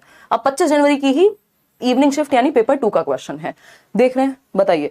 अब ये चीज भी हिल गई है थोड़ी सी। पहले क्या होता था, सिर्फ एक ही क्वेश्चन फिक्स था कि एक से ज्यादा क्वेश्चन यार जेंडर पे क्या ही पूछेंगे, लेकिन इस बार कहीं आपको 2 देखने को मिल जाएंगे, कहीं आपको 1 मिलेगा, कहीं आपको हो सकता है कि 1 भी नदारद मिले, बट वो रेयर है। उसमें फिर हो सकता है सोशलाइजेशन के 2 क्वेश्चन दे दिए, ठीक है ना। तो स्पीड ज्यादा तेज तो नहीं है, पकड़ पा रहे हो ना क्या बोल रही हूं। तो 25 जनवरी को क्वेश्चन पूछा जाता है कि children in dash stage can reason hypothetically and develop concerns around social issues, यानी किस चरण में बच्चे निगमनात्मक तर्क कर पाते हैं, वह सामाजिक मुद्दों से सरोकार रखते हैं। अब ये देखोगे तो एक तरह से क्वेश्चन किसका बन गया, जीन पियाजे का बन गया, लेकिन समाज से जुड़ा हुआ है, सोशल इश्यूज से जुड़ा हुआ है, तो क्या बन गया, सोशलाइजेशन का भी बन गया। तो चीजें जुड़ी हुई हैं इस सब्जेक्ट में, ठीक है ना। तो हाइपोथेटिकली वो सोच पाते हैं, निगमनात्मक चिंतन। देखो जब भी हाइपोथेटिकली या डिडक्टिव थॉट की बात आएगी, समझ जाओ फॉर्मल ऑपरेशनल की बात हो रही है। कितने लोग सही उत्तर दे रहे हैं, 40% लोग ही दे पा रहे हैं, नहीं तो डी पे भी कई लोग, 40 भी कहां दे रहे हैं, 30% कॉन्क्रीट लगा रहे हैं बहुत सारे लोग। देखो इसको ना हिंदी में भी देख लेना है थोड़ा सा, है ना। हाइपोथेसिस जो है, जब हम हाइपोथेटिकल रीजनिंग की बात करते हैं तो इंडक्टिव रीजनिंग की बात नहीं हो रही, निगमनात्मक लिखा हुआ है उधर हिंदी में। निगमन का मतलब क्या है यहां, यार निगमन तो फिर हिंदी में आगमन और निगमन विधि, डिडक्टिव ही होता है ना। तो हाइपोथेटिकल लिखा हुआ, ये थोड़ी सी कई बार गड़बड़ कर देते हैं लैंग्वेज में, और जब से ऑनलाइन हुआ है तब से ट्रांसलेशन में गलतियां खूब होती हैं, ठीक है ना। तो इसको ध्यान में रखना है। अब ये हाइपोथेटिकल वर्ड को पकड़ लेना यहां पे, और क्या ही कर सकते हैं। और सोशल इश्यूज, इससे भी आप थोड़ा सा समझ सकते हो कि कंसर्न्स अराउंड सोशल इश्यूज, भैया सामाजिक मुद्दों के प्रति सरोकार या कंसर्न होते हैं, चिंतित होते हैं, समाज में ये क्यों हो रहा है, मैं ये बदल दूंगा, भगत सिंह बन जाएंगे। ये वो वाली एज है, एडोलेसेंस वाली, है ना। सोशल इश्यूज को लेकर के वो चिंतित है, इसका मतलब एब्स्ट्रैक्ट कॉन्सेप्ट्स पे भी वो सोच पा रहा है, अमूर्त चीजें जो उसके सामने डायरेक्टली नहीं है, जो वो देख रहा है, न्यूज़पेपर में पढ़ रहा होगा, शायद इंटरनेट पे कुछ देख रहा होगा, है ना। तो ये क्या होगा, फॉर्मल ऑपरेशनल स्टेज है ये, मतलब अमूर्त संक्रियात्मक अवस्था है। ये थोड़ा सा इन्होंने हिंदी और इंग्लिश की लैंग्वेज में इसमें गड़बड़ की है, लेकिन हमें जोड़ करके समझना पड़ेगा खुद ही कि हाइपोथेसिस की बात होती है तो हम फॉर्मल ऑपरेशनल की ही बात करते हैं, और अगर हम बात करते हैं यहां सोशल इश्यूज की, तो ये नहीं है कि अवेयर है वो, कंसर्न्ड है। कंसर्न कौन होगा, जिसको चिंता है। चिंता का मतलब उसने सोचा होगा। चिंता कब होती है, जब थिंकिंग होती है, ठीक है। तो D option is the right answer. प्याजे के बारे में अलग से एक सेशन में बात करेंगे, ये सोशल इशू से जुड़ा हुआ था, इसलिए मैंने इसको सोशलाइजेशन में डाल दिया है। अब आपका फेवरेट क्वेश्चन असर्शन और रीजनिंग वाला, जिसमें आसान क्वेश्चन होने पर भी अधिकतर लोग गलतियां करते हैं। एक है असर्शन यानी कथन दिया है, और दूसरा उसका कारण दिया है, तर्क दिया है, रीजनिंग दी है। बताइएगा फटाफट से। कोई कह रहा है मेरा सही है, चलिए बहुत बढ़िया, बधाई हो आपके लिए। एक लड्डू भिजवाएंगे, मन में लड्डू फूटा वाला, वो शॉर्ट्स नहीं आते थे कैडबरी के, ठीक है ना, तो वो आपके लिए भिजवा देंगे हम समय से। देखिएगा असर्शन यानी कथन क्या है, it is important for middle school teachers to enable the students to look at the portrayal of gender stereotypes in the media critically। यानी माध्यमिक स्कूल के शिक्षकों के लिए, वो जो 6 से 8वीं वाली क्लास है, उन शिक्षकों के लिए ये जरूरी है, महत्वपूर्ण है कि वो मीडिया में जो जेंडर रूढ़िबद्धताएं चली आ रही हैं, कि अगर कोई वॉशिंग पाउडर का एड आ रहा है, किसी स्कूटी का एड आ रहा है, तो वो हम दिखा रहे हैं कि वो फीमेल्स के लिए है, वहां हम फीमेल्स को लेके आ रहे हैं। इससे हम क्या दर्शाना चाह रहे हैं कि जो स्कूटी है वो क्या है, फीमेल्स चलाएंगी। जो वॉशिंग पाउडर है, घड़ी हो, व्हाटएवर, बहुत सारे हो सकते हैं, वो सब क्या है, वो महिलाएं यूज करती हैं, तो उसमें हम महिलाओं को लेते हैं। या शैम्पू के भी आप एड्स देखते हैं तो ज्यादातर फीमेल्स मिलती है। हालांकि अब ये चीजें काफी हद तक बदल गई हैं, अभी तो आप एड्स देखेंगे बहुत सारे अंतर हैं। बीच में सलमान खान को भी ले आए थे घड़ी में, है ना, या और भी चीजें ले आए थे, लेकिन सलमान खान को वहां धुलते हुए तो कम ही दिखा रहे थे ना। खैर व्हाटएवर, ऐसे बहुत सारे कंसर्निंग इश्यूज हो सकते हैं जो स्टीरियोटिपिकल लगे, या लिंग रूढ़िबद्धता जिनमें दर्शाई जाए कि कोई एक काम लड़कियों का ही है, खाना बनाना लड़कियों का ही काम है ना, बाहर जाना लड़कों का काम है। इस तरह की चीजें जो मीडिया में दिखाई जा रही हैं, उनको क्रिटिकली एग्जामिन करें जब बच्चा, क्योंकि जब टीनेज है ये, मिडिल स्कूल का मतलब क्या, 11 से 14 वर्ष के बीच का बच्चा होगा। तो ये टीनेजर, इस टाइम पे बहुत इंपैक्ट पड़ता है बच्चे की सोच पे। तो हम इसको क्रिटिकली आलोचना करें इसकी, इसके सभी पक्षों को समझें कि ये कोई लॉजिकल बात नहीं है। टीचर्स इस बात पे चर्चा करें क्लासरूम में, बात सही है या गलत है? सही तो है, बिल्कुल सही है। रीजन क्या है? Media is an important socializing agency. यानी मीडिया जो है, मीडिया क्या है? आपका अखबार हो सकता है, आपके टीवी एड्स हो सकते हैं, आपका इंटरनेट आज के समय पे बहुत बड़ा मीडिया का उदाहरण है, या आपके बैनर्स हो सकते हैं जो होर्डिंग्स लगे होते हैं, ये सब क्या है? मीडिया का ही उदाहरण है। तो मीडिया एक महत्वपूर्ण एजेंसी है जिसके द्वारा सामाजिकरण होता है। जो हम मूवीज में देखते हैं उसका बहुत प्रभाव पड़ता है, जो हम एड्स में देखते हैं उसका हम पे प्रभाव पड़ता है। इसका मतलब बात सही है, ये जो भी चीजें चल रही हैं। अभी एक ऐड आया था ना जिसमें दो क्रिकेटर्स जो हैं वो अपना कोई तो किसी पान मसाला का ऐड है, तो वो देख के मुझे भी थोड़ा सा अजीब लगा कि यार ये क्या, मतलब हम क्या एग्जांपल प्रेजेंट कर रहे हैं, मतलब क्या कहना चाह रहे हैं हम। तो वो ये चीजें ऐसी हैं, मीडिया क्योंकि इंपैक्ट डालता है लोगों को डायरेक्टली, और स्पेशली जो कम एज के लोग हैं वो, या जिनका बहुत ज्यादा स्ट्रांग माइंड नहीं है, उनके लिए ज्यादा इन्फ्लुएंशियल होता है। तो हमें जरूरी है कि हम मीडिया में क्या चल रहा है उस पर ध्यान रखें। तो ये भी सही है और ये भी सही है, क्योंकि मीडिया इंपॉर्टेंट सोशलाइजिंग एजेंसी है, इसलिए टीचर्स को क्रिटिकली एग्जामिन करना चाहिए जेंडर स्टीरियोटिपिकल बिहेवियर्स को, ताकि उसको पकड़ के डिस्कशन हो सके क्लासरूम में। ठीक है ना? तो दोनों ही बातें सही हैं, ए भी सही है, असर्शन भी, और इसका तर्क भी सही है। A option is the right answer over here. आगे बढ़ेंगे फटाफट से। क्वेश्चन नंबर 12 देखिएगा, 25 जनवरी का ही है ये, मॉर्निंग शिफ्ट का, पेपर 1 का। क्या पूछा है? आसान सा क्वेश्चन है। Dash is the process by which children learn the norms of the society. यानी कौन सी प्रोसेस है जिसके द्वारा बच्चे समाज के तौर तरीके सीखते हैं, नॉर्म्स सीखते हैं, डिजायरेबल और अनएक्सेप्टेबल व्यवहार सीखते हैं कि कौन सी चीजें एक्सेप्टेबल है, कौन सी चीजें नॉन एक्सेप्टेबल है या इनएक्सेप्टेबल है, व्हाटएवर। ठीक, तो अगर हम बात करते हैं यहां, एसिमिलेशन है, मेटाकॉग्निशन है, सोशलाइजेशन है या सेग्रीगेशन है। चलिए, सेग्रीगेशन तो अलगाव होता है, मेटाकॉग्निशन की यहां बात नहीं हो रही, क्योंकि thinking about thinking, self reflection, इन सब चीजों में मेटाकॉग्निशन आ जाएगा, यहां पे नहीं आएगा। हाँ एग्जैक्टली आशीष। तो अगर हम बात करते हैं यहां, तो एसिमिलेशन सोशलाइजेशन में शामिल होता है, लेकिन सिर्फ एसिमिलेशन है जिसके द्वारा हम नॉर्म्स सीखते हैं, ऐसा नहीं है। तो इसमें फंसना नहीं है, सामाजिकरण की वो प्रक्रिया है जिसके द्वारा हम समाज के तौर तरीके सीखते हैं। इसमें एसिमिलेशन, एडेप्टेशन सब कुछ आ जाता है, एनकल्चरेशन, एक्ल्चरेशन। अभी आगे क्वेश्चन आएगा जिसमें आप फंसेंगे। तो C option is the right answer over here. आगे बढ़ेंगे, क्वेश्चन नंबर है 13। एक और आपके वो प्रभु पेट पे बाण मारिए वाला क्वेश्चन, यानी मुश्किल क्वेश्चन ये आपको लगता है, क्यों? क्योंकि लेंदी होता है क्वेश्चन। ठीक है ना? और इसमें कई लोग कंफ्यूज हो जाते हैं। इसमें आपको दो बातों का ध्यान रखना होता है कि ये कथन में क्या कहा गया है, क्या वो सही है, अगर सही है या गलत है वो पहचान लो पहले। फिर इस कथन का सही रीजन यहां दिया गया है या कुछ और ही बात हो रही है, या फिर ये भी गलत है, ये आपको चेक करना होता है। ये कब का है? 18 जनवरी का पेपर 2 है ये, अभी 2023 में जो अभी पेपर हुआ था। ठीक है ना? फटाफट से जवाब देंगे, क्या उत्तर होना चाहिए। इन मिडिल स्कूल, अगेन क्योंकि पेपर 2 है तो मिडिल स्कूल लिखा हुआ है, बस यही आपके लिए प्राइमरी भी होता, उत्तर तब भी सेम रहता, लेकिन मिडिल स्कूल में आपको ध्यान रखना होता है पेपर 2 का जवाब देते समय कि 6 से 11 नहीं, 11 से 14 वर्ष के बच्चों की बात हो रही है, कक्षा 6 से 8 के बच्चों के लिए बात हो रही है। उसके ऊपर तो सीटेट है ही नहीं ना अभी तक, तो आपको समझ जाना है। तो in middle school teachers should encourage boys to study mathematics, यानी कक्षा 6 से 8 के बीच, और ये प्राइमरी लिखा होता है तब भी बात सेम ही थी, ये बस इनको 2 कहानियां या 2 लाइन एक्स्ट्रा ऐड करनी होती है इसलिए लिख देते हैं यहाँ पे। तो मैथमेटिक्स यानी गणित को पढ़ने के लिए प्रोत्साहित किया जाना चाहिए लड़कों को, और विज्ञान पढ़ने के लिए, गणित और विज्ञान पढ़ने के लिए लड़कों को प्रोत्साहित किया जाना चाहिए मिडिल क्लासरूम में। अच्छा, क्या ये अच्छी बात है? क्या ये सही बात है? लड़कियों को क्या मतलब परहेज है गणित से, या लड़के होम साइंस पढ़ लेंगे तो कुछ दिक्कत हो जाएगी? ऐसा तो नहीं होता। ठीक है ना? तो यहां पे क्या है, ये चीज ही अपने आप में गलत है, ये कोई अच्छा कॉन्सेप्ट नहीं है, ये फॉल्स है।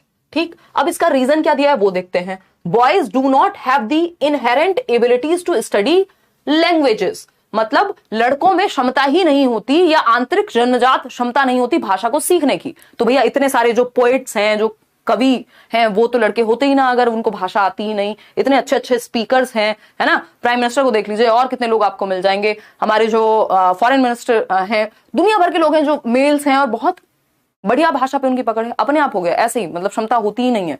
मतलब ये बेकार की बात हो गई बिल्कुल, ये भी बोगस या फॉल्स एकदम क्लेम है, एकदम बेकार।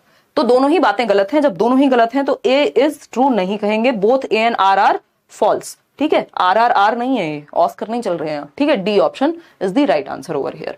आगे बढ़ेंगे, क्वेश्चन नंबर 14 पर फटाफट से क्या कहता है जी 14 समझते हैं। क्वेश्चन नंबर 14 बहुत ही छोटा सा हल्का सा लड्डू सा क्वेश्चन, 18 जनवरी पेपर 2। देखिएगा, dash is a primary agent और agency of socialization for very young children. बहुत छोटे बच्चों के लिए प्राथमिक सामाजिकरण की संस्था कौन सी होती है? सिंपल आंख बंद करके परिवार ढूंढो, कहीं तो लिखा होगा, कहीं तो लिखा होगा तत्कालीन परिवार या इमीडिएट फैमिली, यानी बिल्कुल जो आपका इमीडिएट परिवार है, माता पिता भाई बहन या जो भी आपके साथ रहते हैं उस समय पे, तो ये इमीडिएट फैमिली हो गई। इसका सही उत्तर प्रिंट मीडिया हो, रिलीजियस ऑर्गेनाइजेशन, मंदिर हो, मस्जिद हो, मदरसा हो, स्कूल हो, ये सब सेकेंडरी में जाएंगे। प्राइमरी है आपका परिवार। देख रहे हैं कैसे अलग अलग शिफ्ट में घुमा घुमा करके पूछ दे रहा है। क्वेश्चन नंबर 15 देखिए, है ना, 32 के करीब क्वेश्चंस हैं।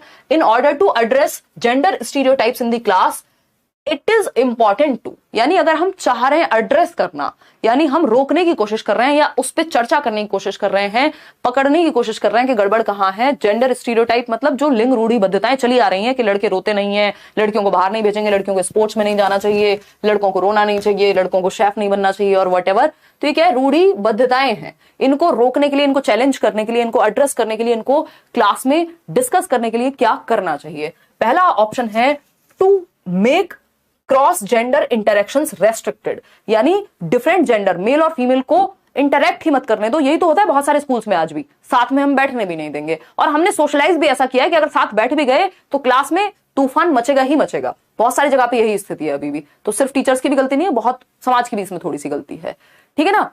ऐसा क्वेश्चन आ जाए तब तो लोग पास हो जाएंगे। गुंजन जी, ये क्वेश्चन आए हुए हैं, मैं अपनी तरफ से नहीं बना रही हूँ। रात को सोते हुए मेरा मन किया अपने फैंटेसी वर्ल्ड में कि ये क्वेश्चन कल मैं कराऊंगी आसान आसान। ये क्वेश्चन आते हैं, सोशलाइजेशन और जेंडर से आसान क्वेश्चन ही आते हैं मैडम, है ना। पेपर मुश्किल नहीं है, कॉन्सेप्ट समझ नहीं पा रहे हैं, वहां गड़बड़ है, ठीक है ना। हमारी दिक्कत यही है, जो क्वेश्चन हमसे हो जाते हैं या कोई अच्छे से समझा दे, हमें इजी लगने लगता है, हमें लगता है अरे ये थोड़ी आएगा, है ना। जबकि सबसे ज्यादा क्वेश्चन रिपीट होते हैं सीटेट में। देखिएगा, तो in order to address gender stereotypes, क्योंकि इसके बाहर कॉन्सेप्ट नहीं है ना, कहां से लाएंगे? चांद से लाएंगे क्वेश्चन, ठीक। तो 24 जनवरी को पेपर 1 में क्वेश्चन पूछा जाता है क्या? कैसे रोकें, कैसे एड्रेस करें। तो ऐसा नहीं है कि क्रॉस जेंडर इंटरेक्शंस को रेस्ट्रिक्ट कर दो, है ना, प्रतिबंधित कर दो कि लड़का और लड़की अगर बात कर रहे हैं कुछ तो होगा, लड़का और लड़की कभी दोस्त नहीं हो सकते। यही सब चीजें हैं जो स्टीरियोटाइपिंग को फिर बहुत प्रमोट कर देती हैं बाद में, फिर सच में ही नहीं हो पाते क्योंकि उन्हें कभी बात करने को मिला ही नहीं बचपन से, तो फिर दोस्त हो कैसे पाए वो। बी ऑप्शन है avoid discussions around gender discrimination. अगर हम जेंडर भेदभाव पे कभी चर्चा ही नहीं करेंगे तो कभी कुछ खत्म होगा ही नहीं, कभी समाज में परिवर्तन आएगा ही नहीं, है ना। Present examples that challenge those stereotype. सबसे आसान क्वेश्चन, ऐसे उदाहरण प्रस्तुत किए जाएं जो रूढ़िवादिताओं को चुनौती दें। अच्छा, कोई कह रहा है कि भैया लड़कियां कमजोर होती हैं तो आप कर्णम मल्लेश्वरी का एग्जांपल दे सकते हैं, 130 किलोग्राम तक वेट उठा लेती हैं, है ना। अभी दंगल मूवी आई थी, वो क्या चैलेंज कर रही है स्टीरियोटाइपिंग को, है ना, कि लड़कियां कमजोर हैं या पहलवान नहीं बन सकती या नहीं बनना चाहिए। तो ऐसे एग्जांपल्स आप प्रेजेंट करेंगे जो स्टीरियोटाइपिंग को चैलेंज करते हो, उसको क्या करते हो? चुनौती देते हो। Practice gender bias through everyday practices. तो ये तो और खतरनाक बात है। बायसनेस में स्टीरियोटाइपिंग, बेसिकली स्टीरियोटाइपिंग में बायसनेस होती ही होती है, और बायसनेस अगर लंबे समय तक चल जाए तो स्टीरियोटाइप बन जाएगा। बायसनेस क्या है? भेदभाव। भेदभाव ये भी हो सकता है कि आप लड़कों को दबा के रखें और लड़कियों को कहें तुम मजे करो। भेदभाव मतलब दोनों में से किसी के साथ भी कुछ भी अगर गलत हो रहा है, किसी एक तरफ आप झुक रहे हैं, तो वो बायसनेस है, बिना आधार के, बिना नीड्स को समझे, ठीक है ना। तो बायसनेस को हम प्रमोट करेंगे, ये तो और खराब बात हो जाएगी, इससे तो स्टीरियोटाइप बढ़ेगा, कम थोड़ी होगा। तो C option is the only right answer over here. अब आता है question number 16। Question number I think 21 है, मुश्किल क्वेश्चन है। उस क्वेश्चन को अगर आप में से जिन लोगों ने सॉल्व कर दिया, मैं मान जाऊंगी आपको ये टॉपिक समझ में आ गए, अदरवाइज उसमें चक्कर खा खा के गिरेंगे कई लोग, देखना अभी। क्वेश्चन नंबर 16 है, a child acquires the earliest socialization lessons from, यानी प्रारंभिक सामाजिकरण का पाठ कहां से मिलेगा? जहां पे पैदा हुए हो, परिवार भैया, सिंपल सरल सुंदर सस्ता टिकाऊ उत्तर है ना। 24 जनवरी का ही पेपर 1 है, तो पेरेंट्स, परिवार का हिस्सा हो गए ना पेरेंट्स, तो पेरेंट्स से मिलेगा ना सबसे पहले सोशलाइजेशन का, कि भाई आप नमस्ते करेंगे कोई घर आएगा तो, या आप अस्सलाम वालेकुम कहेंगे, या फिर आप जो भी बाकी अलग अलग गुड मॉर्निंग विश करेंगे, या फिर जो भी आप बेसिकली भाषा या तौर तरीके सब हम सबसे पहले कहां से सीखते हैं? परिवार से सीखते हैं, ठीक। तो मीडिया, स्कूल, न्यूज़पेपर सब सेकेंडरी हो गए, माता पिता या परिवार लिखा होता तो बात एक ही हो जाती। सबसे आसान क्वेश्चन है इस तरह का, एक क्वेश्चन आ ही जाता है। क्वेश्चन नंबर 17 देखिए, थोड़ा सा लेंदी है, 10 जनवरी को पेपर 1 यानी मॉर्निंग शिफ्ट में पूछा गया। Practice of limiting the optional choice of home science for girls and physical education for boys is grounded in, यानी वैकल्पिक विषयों के चुनाव में लड़कियों के लिए गृह विज्ञान का विषय और लड़कों के लिए शारीरिक शिक्षा के विषय को सीमित कर देने की प्रथा जो है ये किस पर आधारित है। देखिए, जब भी बात प्रथा की होगी कि चली आ रही है कोई चीज और चाहे वो गलत हो सकती है, अगर चली आ रही है और गलत है इसका मतलब स्टीरियोटाइपिंग हो रही है वहां भर भर के, ठीक है ना। फटाफट से बताएंगे फिर हम आगे बढ़ेंगे, ठीक। तो अगर हम बात करें, लड़कियों के लिए होम साइंस पढ़ाना चाहिए और लड़कों के लिए फिजिकल एजुकेशन, ये फिक्स हो जाना चाहिए। ऑप्शन मत दो किसी को भी, चॉइस का मामला रखो ही मत। ये क्या है, इससे स्टीरियोटाइपिंग को बढ़ावा मिलेगा, या ये जो थॉट है ये ग्राउंडेड है कहां पे, स्टीरियोटाइपिंग में। ये रूढ़िबद्धता से आता है, रूढ़िबद्धता पर आधारित है ये थॉट। अदरवाइज कई लड़के हो सकते हैं जिनको होम साइंस में इंटरेस्ट हो, कई लड़कियां हो सकती हैं जिनको फिजिकल एजुकेशन में इंटरेस्ट हो। तो यहाँ पे इंडिविजुअल डिफरेंसेस हैं, व्यक्तिगत विभिन्नताएं भी हैं। ज्यादातर लोगों को किसमें इंटरेस्ट है उसके आधार पे हम सबको नहीं कह देंगे। इंक्लूसिव अप्रोच, इसमें कोई इंक्लूसिव अप्रोच नहीं है, इक्वालिटी तो कहीं से नहीं है, डिस्कवरी अप्रोच कुछ नहीं है, यहाँ पे स्टीरियोटाइपिंग है भर भर के, या बायसनेस है। स्टीरियोटाइपिंग की जगह कई जगह पे आपको बायसनेस भी मिल जाएगा, बात लगभग बराबर ही है, क्योंकि जहां पे बायसनेस हो रही है, स्टीरियोटाइपिंग में बायसनेस हमेशा होगी। यानी स्टीरियोटाइप करने का ही मतलब है कि आप किसी एक के साथ भेदभाव जरूर कर रहे होंगे, और भेदभाव होगा तो इवेंचुअली स्टीरियोटाइपिंग भी हो जाएगी। समझ पा रहे हैं या नहीं मैम? स्क्रीन क्लियर नहीं है। दीपक कुमार, ये मैं कल कमेंट पढ़ रही थी, एक दो लोगों का और कमेंट था ये। आपके पास चॉइस होती है फोन में ना, सेटिंग्स में जाकर के हायर सेटिंग चूज करने की, 1080p पे HD क्वालिटी में, यहां से बढ़िया तरीके से मस्त 300 Gbps बढ़िया इंटरनेट चल रहा है।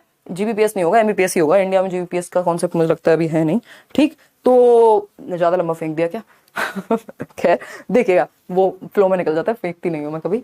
देखिएगा, आई गॉट 120 और पेपर 2 में 100, पेपर 1 में 120। बहुत बढ़िया विशाल पांडे, ऑल द बेस्ट आगे के लिए। तो समझिए यहाँ पे कि क्वालिटी में दिक्कत नहीं है, आपने फोन में सेटिंग गलत की हुई है, आपकी इंटरनेट की स्पीड में दिक्कत हो सकती है, यहां से एकदम फर्स्ट क्लास चल रही है चीज। The process of teaching young generation about social processes through everyday interactions is called, यानी वह प्रक्रिया जिसमें युवा पीढ़ी को रोजमर्रा के अंतः क्रिया के द्वारा, मिलजुल करके, बातचीत के द्वारा या साथ रह करके हम समाज की प्रक्रियाएं सिखा रहे हैं, उसको सोशलाइजेशन कहेंगे या सोशेबिलिटी कहेंगे, कल्चरिंग कहेंगे या डिलेड इमिटेशन कहेंगे। ये हमें हटा देती हूँ, ये दोनों ऑप्शन। कल्चरिंग इसको नहीं कहते हैं, बेसिकली कल्चर इसमें अपने आप आ जाएगा, किस जगह पे सोशलाइजेशन हो रहा है उससे रिलेटेड हो जाएगा कल्चर, ठीक। अगर हम बात करें डिलेड इमिटेशन की, डिलेड इमिटेशन होता है बच्चे ने आज देखा आपको शेविंग करते हुए या मेकअप करते हुए और 3 दिन बाद खुद से वो चीज इमिटेट की डिले करके। डेफर्ड इमिटेशन जिसको प्याजे की भाषा में कह देते हैं, ये होता है जन्म से 2 वर्ष के बीच में, ठीक है ना। क्लियर है? एक अलग प्लेलिस्ट बना देंगे नेहा, ये सीटेट जुलाई 2023 वाली जो है आपकी 9 बजे की क्लास का, डोंट वरी, ठीक। सोशलाइजेशन है या सोशेबिलिटी है, मैं देखना चाहती हूँ कितने लोग फंसेंगे इस क्वेश्चन में। बहुत लेट बोल दिया है क्या? बहुत ही बढ़िया, बहुत बढ़िया, तालियां बजाएंगे आपके लिए हम, कितना अच्छा काम किया है। क्या मतलब हटा दिया था? ज्यादातर लोग सी दे रहे थे, चलिए कोई बात नहीं, इतनी जल्दी क्या होती है पोल हटाने की। देखिए, तो सोशेबिलिटी होगा उत्तर, या फिर सोशलाइजेशन होगा, सामाजिकरण होगा या सृजनता होगा। चलिए हिंदी में हटा देते हैं, हिंदी में इसकी हिंदी प्रॉपर तरीके से सही नहीं है। सोशेबिलिटी का मतलब है वो व्यक्ति जो मिलना घुलना मिलना पसंद करता हो, सोशेबल हो, है ना। लेकिन सोशेबल होने का मतलब ये नहीं है, मान लीजिए कोई व्यक्ति है जो सोशेबल नहीं है, बहुत ज्यादा घुलना मिलना पसंद नहीं करता, तो क्या उसका सोशलाइजेशन नहीं हुआ? हुआ होगा, हो सकता है उसको उतना ही पसंद हो। तो यहां पे बात क्या चल रही थी, छोटे बच्चों को या नई जनरेशन को सामाजिक प्रक्रियाओं को सिखाना एवरीडे इंटरेक्शन के द्वारा, ये सामाजिकरण की प्रक्रिया है। पहले सामाजिकरण की प्रक्रिया तो हो जाए, फिर बाद में बच्चा चूज कर लेगा वो कितना सोशेबल होना चाहता है, घुलना मिलना चाहता है, पार्टी करना चाहता है कि अकेले बैठ के पढ़ना चाहता है, वो उसकी मर्जी हुई। तो ये तो बाद की बात हो गई। सोशेबिलिटी एक क्वालिटी हो गई अपने आप में कि आपको मिलना जुलना पसंद है या नहीं। सोशलाइजेशन एक प्रक्रिया है जो आप समाज में रहकर के सीखते हैं यंग उम्र से ही, यानी छोटी उम्र से ही। तो C option is the right answer. Question number देखिएगा 19, थोड़ा सा लेंदी है बट आप जवाब दे पाएंगे, इसमें जगह नहीं थी लिखने की तो मैंने नहीं मेंशन किया है, ये भी किसी शिफ्ट का ही है ऑनलाइन।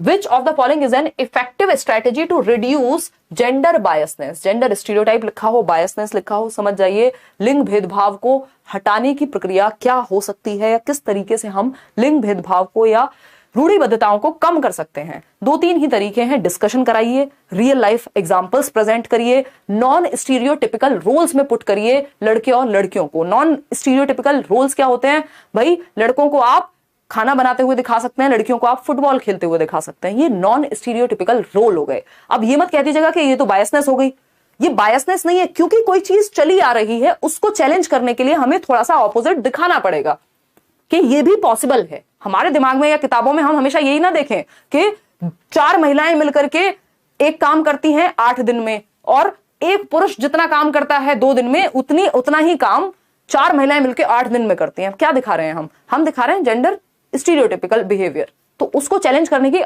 लिए कुछ दिन ऑपोजिट दिखाना पड़ सकता है। ठीक, बताइए, द टीचर शुड इग्नोर करेंगे तो भैया कोई सॉल्यूशन निकलने नहीं वाला। The teacher should assign equal responsibilities to all children in various activities which take place inside the classroom, यानी सभी बच्चों को बराबर की जिम्मेदारियां दे देनी चाहिए। चलो ठीक है, बुरा तो नहीं है, एटलीस्ट फिर भी देखते हैं इससे बेटर ऑप्शन अवेलेबल है कि नहीं। सी ऑप्शन है, the teacher should give physical task such as arranging the desk to boys and soft task, यही है जिसको बोन ऑफ कंटेंशन या राड की जड़ बोलते हैं भाषा में, हिंदी बिल्कुल शुद्ध, कि भैया इस तरह की ही चीजों से स्टीरियोटाइपिंग जो है प्रमोट होती है कि लड़कों को कोई काम दे दो, जो कुछ उठाना है तो लड़कों को दे दो, है ना, कोई सॉफ्ट काम है रंगोली बनाने का तो लड़कियों को दे दो। इससे स्टीरियोटिपिकल बिहेवियर बढ़ता है। आप दोनों लोगों को इन्वॉल्व कर सकते हैं। The teacher should not have much expectation from girls, यानी लड़कियों से तो एक्सपेक्टेशन रखो ही मत यार, इनको तो शादी करके अगले घर जाना है। ये जो व्यवहार है इससे ही स्टीरियोटिपिकल बिहेवियर प्रमोट होता है ना। तो आंसर क्या हुआ, टीचर को इक्वल रिस्पॉन्सिबिलिटीज असाइन करनी चाहिए। भाई ग्रुप में कई सारे लोग होंगे ना, लड़के लड़कियां मिलकर के कर लेंगे काम, या इक्वली हम काम दे दें, तो B option is the right answer. ठीक है ना, आगे बढ़ेंगे। क्वेश्चन नंबर 20, ये है आपका बहुत ही आसान क्वेश्चन, इसके बाद चक्कर लाने वाला क्वेश्चन, तैयार रहिएगा। देखिए क्वेश्चन नंबर 20 देखिएगा फटाफट से, क्या कहता है 20 क्वेश्चन नंबर। 13 जनवरी को आया ये पेपर 2 में, अभी 2023 की बात चल रही है, सीटेट के एग्जाम की। जेंडर इज अ डैश, और ये जमानों से रिपीट हो रहा है क्वेश्चन, 2018, 16, 15, 19 सब जगह आता है ये क्वेश्चन, है ना। तो gender is a dash concept while sex is a dash concept. अब क्योंकि इसमें 2 फिलिंदा ब्लैंक लग गए हैं, कई लोगों को ये उत्तर आता होगा, वो फिर भी आंसर में गलती कर देंगे। क्यों? क्योंकि हम इसको ना जोड़ के पढ़ लिया करो। अगर आपका खुद का मन करे इसमें लिखने का तो क्या लिखोगे? जेंडर क्या है, अभी तो डिस्कस किया था हमने, सोशल कंस्ट्रक्ट है, सामाजिक संरचना है, ठीक। और अगर हम सेक्स की बात कर रहे हैं तो सेक्स इज बायोलॉजिकल कंस्ट्रक्ट, यानी हमारी बायोलॉजी से या जेनेटिक्स से निर्धारित होगा, बायोलॉजिकल है। यानी जेंडर एक, या हिंदी में लिंग लिखा हो सकता है, आजकल तो इन्होंने जेंडर को जेंडर ही लिखना शुरू कर दिया है, तो इंग्लिश में इसको जरूर चेक कर लेना है। फिर भी जेंडर एक सामाजिक संप्रत्यय है ना, ऐसे फिल करके हम देख सकते हैं, कंफ्यूजन नहीं होगा। जबकि लिंग क्या है, एक जैविक संप्रत्यय है या जैविक अवधारणा है। ठीक है बात, कोई दिक्कत परेशानी? अब आप आंसर मैच कर सकते हैं, क्योंकि इस तरह के क्वेश्चंस की अगर आपको प्रैक्टिस नहीं है तो इसमें फंसते हैं कई लोग, सही उत्तर आने के बावजूद गलत कर देते हैं। ज्यादातर लोग सही उत्तर दे रहे हैं पोल में, बहुत बढ़िया। जेंडर बायोलॉजिकल नहीं हो सकता, जेंडर सोशल होता है, बिल्कुल सही, और सेक्स बायोलॉजिकल होता है, बिल्कुल सही। इसका मतलब B is the right answer. ये बायोलॉजिकल जेंडर नहीं हो सकता, फिजियोलॉजिकल नहीं हो सकता जेंडर, है ना। और यहाँ पे बायोलॉजिकल और सोशल की ही बात होती है जनरली, शारीरिक की बात नहीं होती है सच, ठीक है। तो यहाँ पे ए ऑप्शन ही सही था ना आपका, नहीं, B option was the right answer. आगे बढ़ेंगे क्वेश्चन नंबर 21, देखते हैं इसमें कितने लोग सही उत्तर कर पाते हैं। अगर आप ये सही उत्तर दे पा रहे हैं, मैं मानती हूं कि आपने कुछ ज्यादा ही अच्छे से इस टॉपिक को समझ लिया है, अदरवाइज अभी थोड़ी और गुंजाइश है कि आप मुश्किल क्वेश्चन में फंस सकते हैं, है ना। यही जितने भी टाइप्स हैं यही हैं इस टॉपिक से जो आते हैं। अगर हम बात करें 10 जनवरी को पेपर 2 में आया हुआ क्वेश्चन है, इवनिंग शिफ्ट में 2:30 बजे वाली। तो अगर हम बात करते हैं यहाँ, children learn their societal role through the processes of, यानी बच्चे समाज में अपनी भूमिकाओं को किन प्रक्रियाओं के द्वारा सीखते हैं। पूछेगा फटाफट से, मतलब पूछेगा नहीं, पोल में जवाब दीजिएगा और फिर हम डिस्कस करेंगे। सोशलाइजेशन एंड अकल्चरेशन, ये हुआ पहला ऑप्शन। एसिमिलेशन एंड एकोमोडेशन, ये हुआ दूसरा option. Adaptation and accommodation, adaptation and acculturation. बताइएगा, जवाब दीजिएगा फटाफट। मैं इसमें से कोई भी ऑप्शन एलिमिनेट नहीं करूंगी, खुद से कोशिश करिए एक बार, इतने में 2 बूंद जिंदगी की।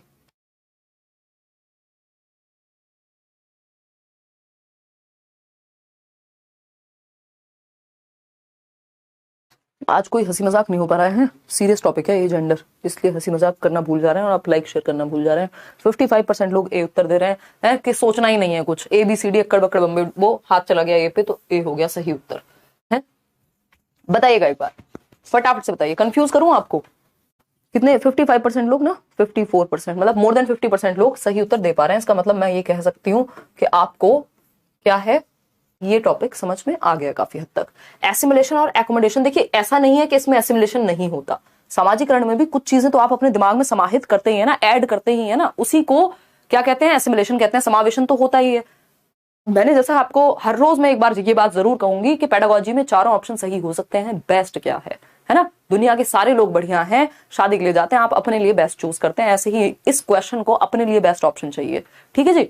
तो अगर हम बात करें एसिमिलेशन की, तो ऐड तो इसमें भी होता है, समाजीकरण में भी कुछ हद तक एकोमोडेशन भी होता है, बट ये स्कीमा अपडेशन की प्रोसेस है पियाजे के अनुसार, वहां पे इसका रोल ज्यादा है ना। यहां अगर सही उत्तर नहीं होता तो ये भी हम मान लेते, कोई दिक्कत नहीं थी, ठीक है। अडेप्टेशन एंड एकोमोडेशन, अडेप्टेशन लगभग हर चीज को सीखने में अडेप्टेशन की प्रक्रिया शामिल होती है ना, तो देखेंगे तो गलत कुछ नहीं है यहाँ पे, ठीक।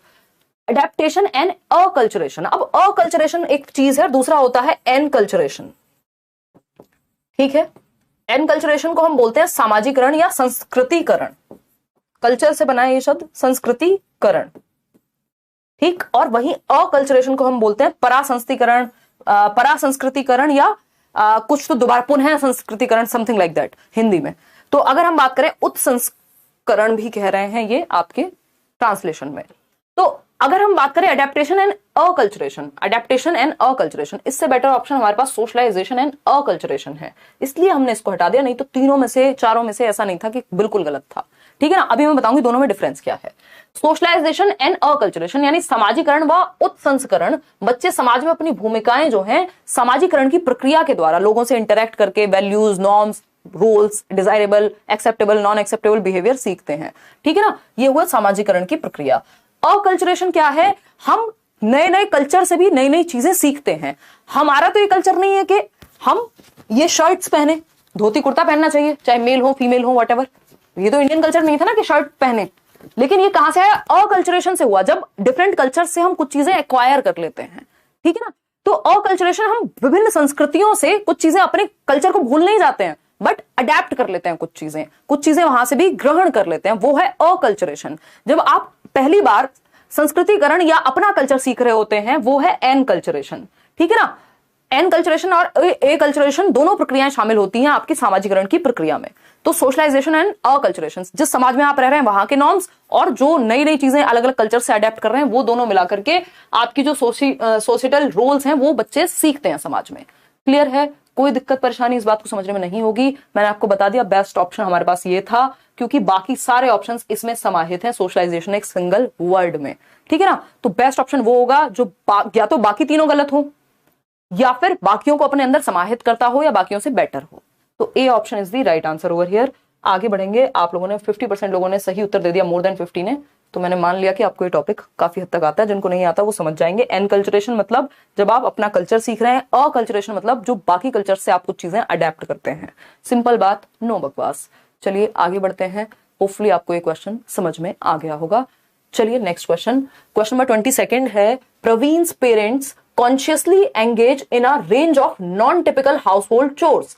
तो अगर हम बात करें, यह है 13 जनवरी पेपर 1 का क्वेश्चन। पेपर 1 के हिसाब से आपको ये मुश्किल भी लग सकता है, लेकिन अगेन सेम ही क्वेश्चन है।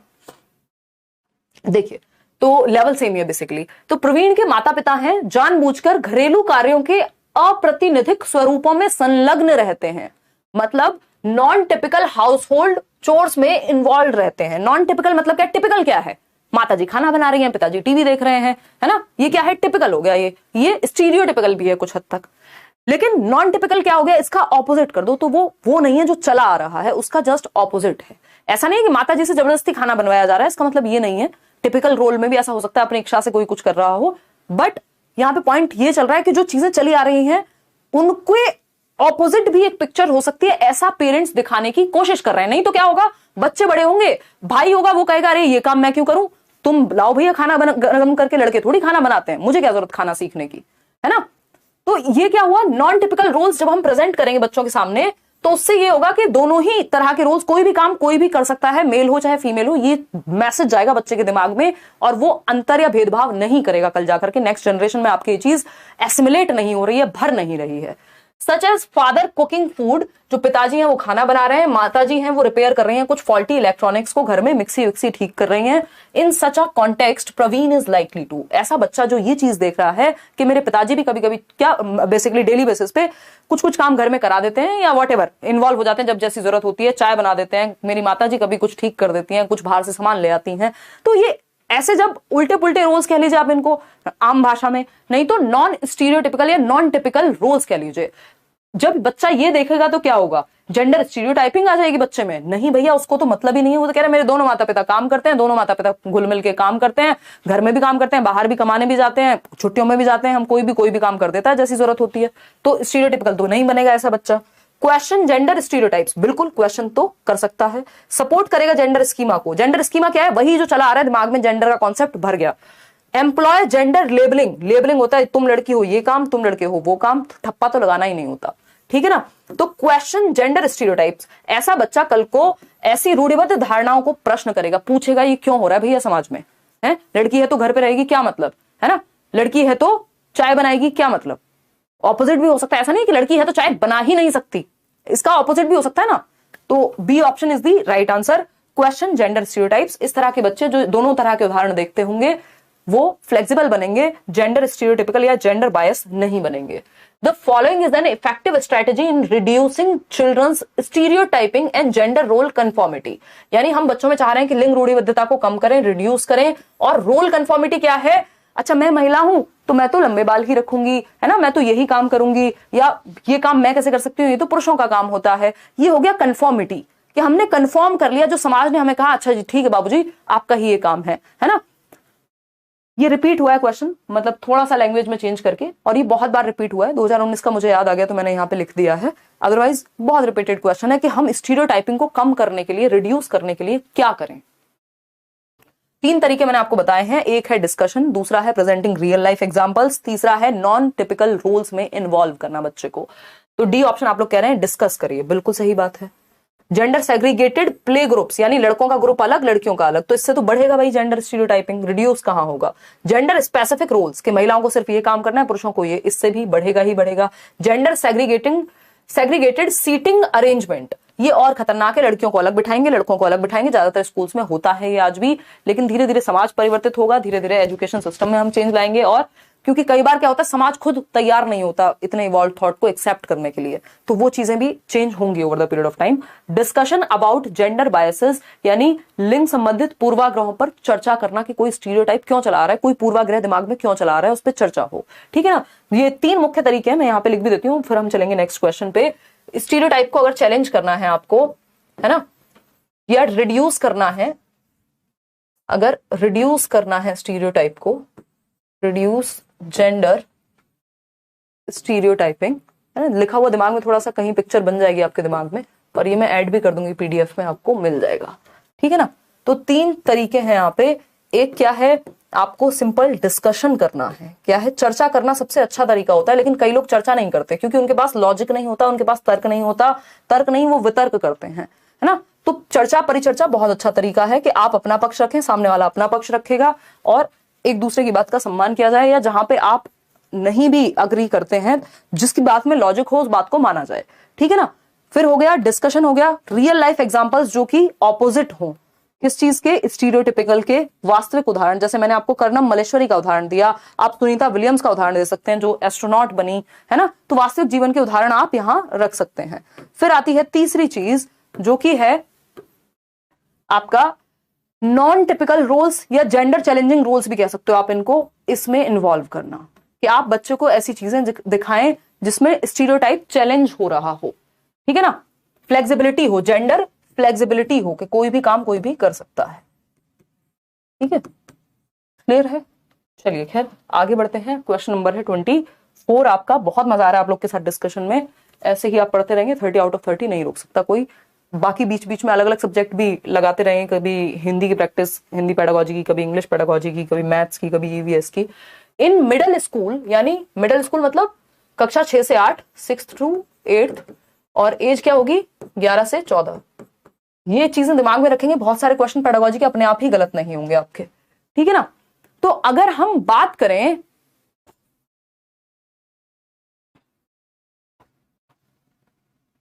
ठीक है, चलें आगे बढ़ें। देखिएगा, हाँ देखो, अब कोई भाई साहब कह रहे हैं आपकी दीदी शॉर्ट वाले कपड़े क्यों पहनती हैं। कमाल है, यही स्टीरियोटाइपिंग है, क्या करें इसका, है इसी की चर्चा कर रहे हैं। यही दर्द हमारे अंदर से जा नहीं रहा है। भाई चॉइस हो सकती है लोगों की अपनी, है अकल्चरेशन अभी समझा था ना, तो अकल्चरेशन का पार्ट हो सकता है ना। देखिए एक बार, स्कूल में तो नहीं जा रही है ना वो कपड़े पहन के, पर्सनल लाइफ में पहन सकता है ना इंसान। और नॉर्मल कपड़े हैं यार, नॉर्मल टॉप को भी छोटे कपड़े बताते हो, हद करते हो यार, है। देखो माध्यमिक स्कूल, अब मैं नहीं पहनती हूँ या मैं जो काम नहीं करती हूँ, मैं ये कहूँ मेकअप करना बहुत बुरी बात है क्योंकि मैं नहीं करती हूँ, है ना। मैं छोटे कपड़े नहीं पहनती हूँ तो मैं कहूँ सारे लोग खराब हैं। यही है हमारी बायसनेस या स्टीरियोटिपिकल मेंटेलिटी कि हम जो नहीं करते, हम जो करते वो हमें सही लगता है, बाकी अगर कोई अलग हमसे कुछ अलग करेगा तो हम कहेंगे अरे यार ये तो बेवकूफ है, ये तो गंदगी फैला रहा है ना। तो हम अपने अलावा भी थोड़ा सा फ्लेक्सिबल हो पाए थॉट में। 2 फरवरी पेपर 2, 2 फरवरी पेपर 2 देखिएगा क्या है। मिडिल स्कूल का बच्चा है, the role of family as a agency for socialization of children, यानी सामाजिकरण में परिवार की भूमिका क्या है मिडिल स्कूल के बच्चों के लिए। बिकम्स रिडंडेंट, अच्छा क्वेश्चन है, इसमें गलती हो सकती है आपसे, यानी अनावश्यक हो जाता है, परिवार की कोई भूमिका नहीं रहती जैसे ही बच्चा कक्षा 6 से 8 के बीच में जाएगा।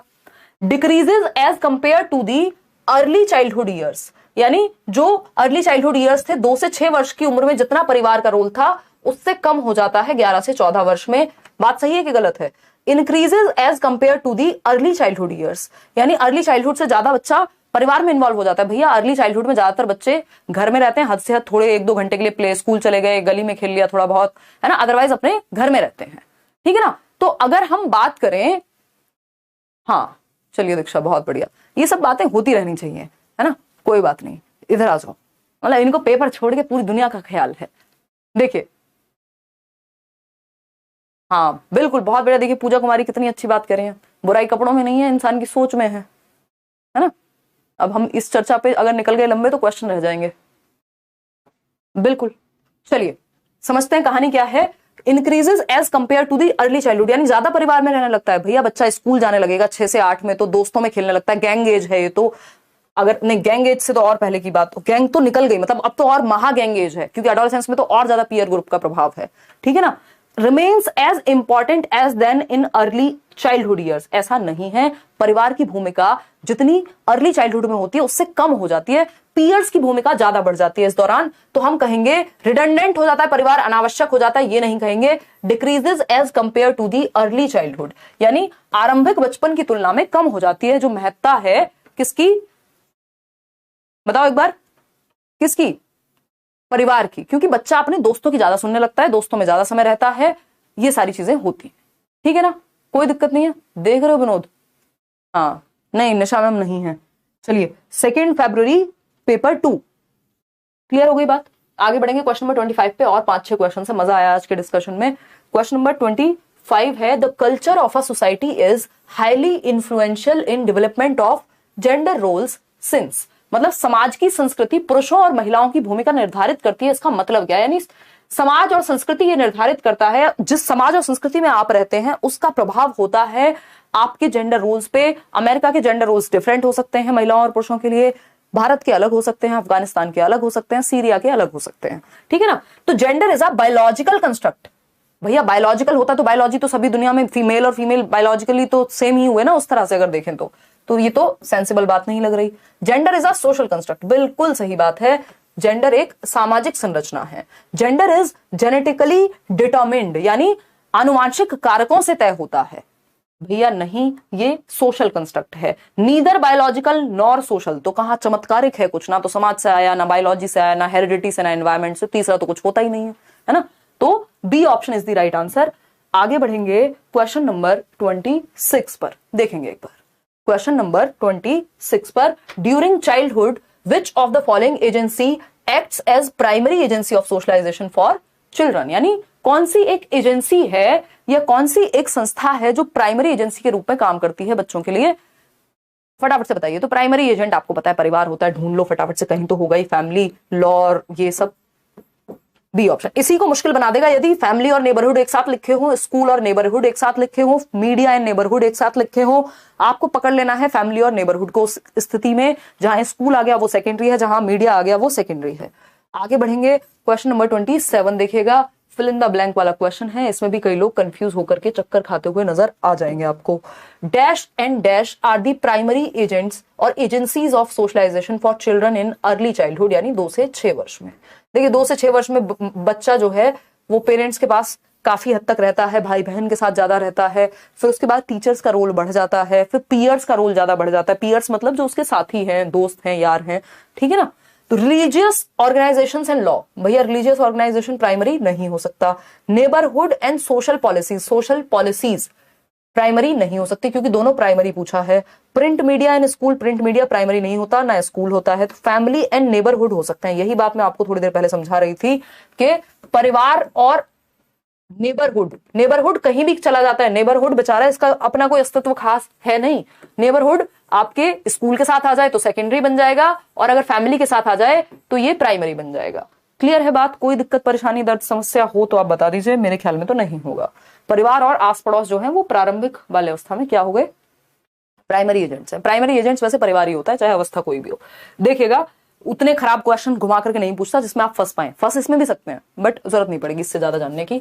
विच of the following statements represent a gender stereotype, यानी कौन सा लिंग रूढ़िवादिता को दर्शाता है, ये पूछा है। पहला ऑप्शन है girls are equally competent in academics as boys, यानी लड़कियां लड़कों की तरह ही शैक्षिक क्षेत्र में सक्षम है। तो ये तो दोनों में से किसी को कम दिखाई नहीं रहा, तो ये तो स्टीरियोटिपिकल नहीं है। Girls are always well behaved, gentle and emotional, यानी लड़कियां हमेशा अच्छा व्यवहार करती हैं, कोमल और भावुक होती हैं, वहीं लड़के बदतमीज होते हैं। ये तो स्टीरियोटिपिकल है, बट अभी इसमें लड़कों की कोई बात नहीं है, हो सकता है इससे बेटर ऑप्शन हो। Both boys and girls have competency to do well in sports, हाँ दोनों लड़के और लड़कियां अच्छा कर सकते हैं स्पोर्ट्स में। डिपेंड करेगा किसका कितना इंटरेस्ट है, किसका कितना कैसा बायोलॉजिकल कंस्ट्रक्ट है, बहुत सारी चीजें हो सकती हैं फैक्टर्स जो हैं, लेकिन लड़का और लड़की होना फैक्टर नहीं होगा, स्पोर्ट्स में अच्छा करने का आधार नहीं होगा। Girls can handle both education and family in the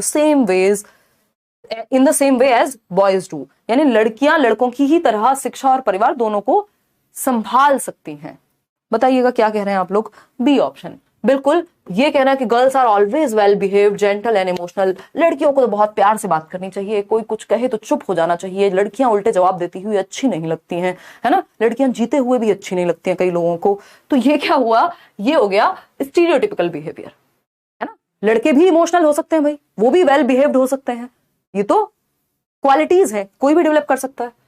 क्योंकि लड़कियों का सोशलाइजेशन हमने ऐसा करा दिया कि उनको दवा ही दो, तो फिर तो आपको ऐसी ही नजर आएंगी, अंदर से कुछ और भी हो सकता है। तो B option is the right answer over here. बाकी सब ठीक है।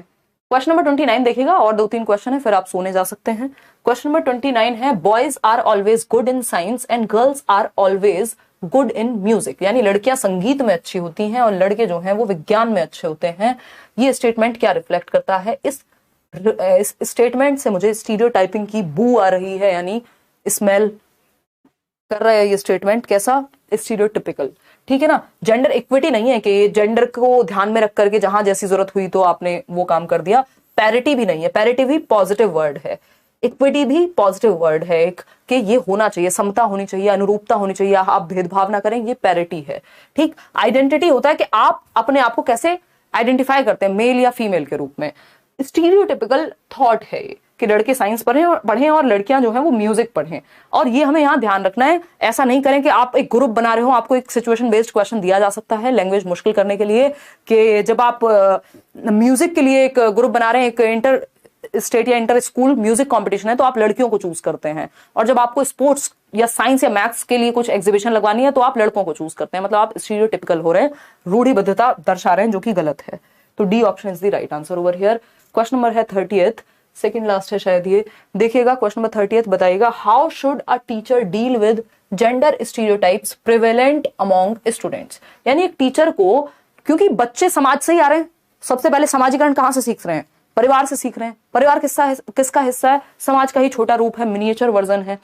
तो स्टीरियोटाइप क्योंकि समाज में चल रहे हैं, परिवार में भी कहीं ना कहीं हो सकते हैं, तो उस केस में वो स्टीरियोटाइप को धारण कर सकता है कि यार मैं तो लड़का हूं, मैं तो लड़की हूं, या वॉटेवर। अब ये जो प्रिवेलेंट है इस तरह के स्टीरियोटाइप, इनको ठीक करने के लिए, इनके साथ डील करने के लिए एज अ टीचर आपको क्या करना चाहिए? पहला ऑप्शन है promote gender typical roles among students. Gender typical नहीं भाई, जेंडर नॉन टिपिकल, ठीक है ना। तो ये तो गड़बड़ हो गई, इससे तो कोई डील नहीं हो पाएगा। प्रेजेंट रियल लाइफ एग्जांपल्स, ये बिल्कुल सही बात है। काउंटर करने के लिए स्टीरियोटाइप को आप रियल लाइफ एग्जांपल्स दे सकते हैं लड़कियों के जो अलग अलग क्षेत्र में काम कर रही हैं, या लड़कों के जो ऐसे क्षेत्र में काम कर रहे हैं जिनको महिलाओं के लिए बताया जाता है। तो practice same gender based grouping of students, जी नहीं। अवॉइड भी नहीं कर सकते डिस्कशन, तो बी ऑप्शन ही सही है। ये हम कर चुके हैं किसी एक सेशन में, मुझे याद आ रहा है। क्वेश्चन नंबर 31 देखिएगा, सेकंड लास्ट क्वेश्चन है, अभी एक दो क्वेश्चन और हैं इसके बाद। Which statement is correct about socialization of very young children, छोटे बच्चों के सामाजिकरण के बारे में कौन सी बात सही है? तो स्कूल प्राइमरी होता है, कब से होने लग गया school primary agent, school secondary agent होता है। फैमिली प्राइमरी होती है, ये तो सही लग रहा है।